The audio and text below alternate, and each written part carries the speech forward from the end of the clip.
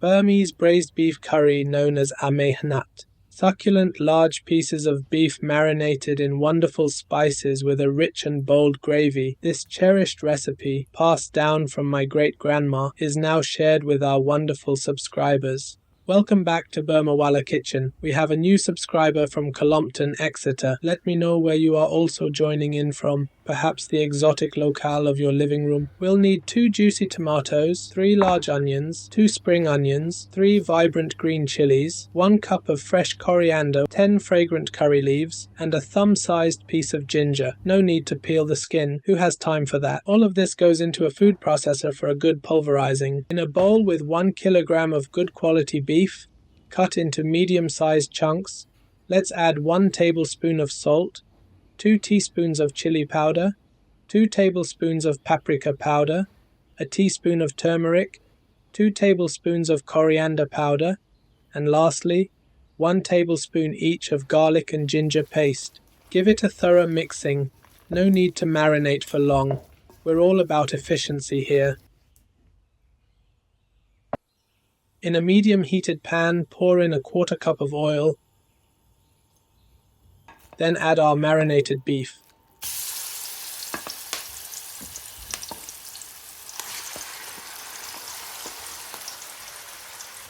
We're going to give this a good fry for about 5 minutes until all our spices come alive and the meat gets a glorious color. Keep it constantly mixing so the bottom doesn't burn and bitter your food. Searing the meat well truly enhances the deliciousness of the meal.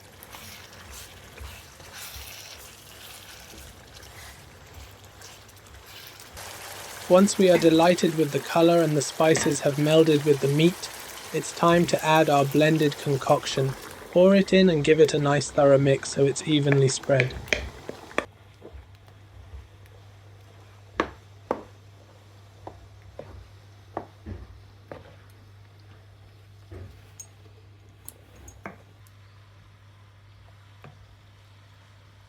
Bring it to a gentle boil, add the lid, and cook on low for 2 hours until the meat is fork tender.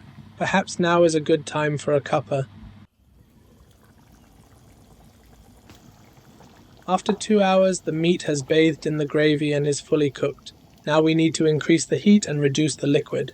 This dish has a deliciously thick gravy, similar to the Malaysian masaman curry, but with more luscious sauce to it.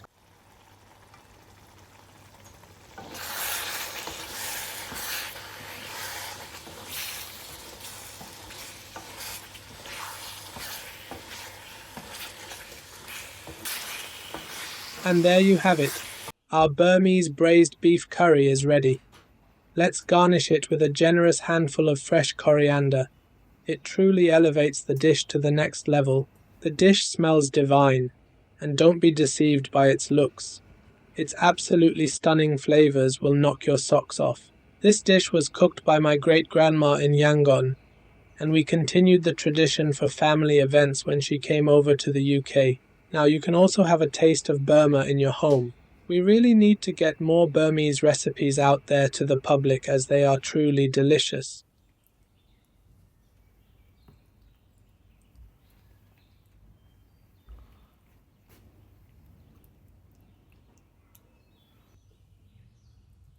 This dish is usually enjoyed with rice. Rice is the foundation of many Burmese recipes. Thank you for joining me once more. I hope you have enjoyed the recipe and will be back for more. Remember, in cooking as in life, patience and a good sense of humor go a long way. If the curry doesn't turn out perfect, just say it's rustic. Works every time. Happy cooking.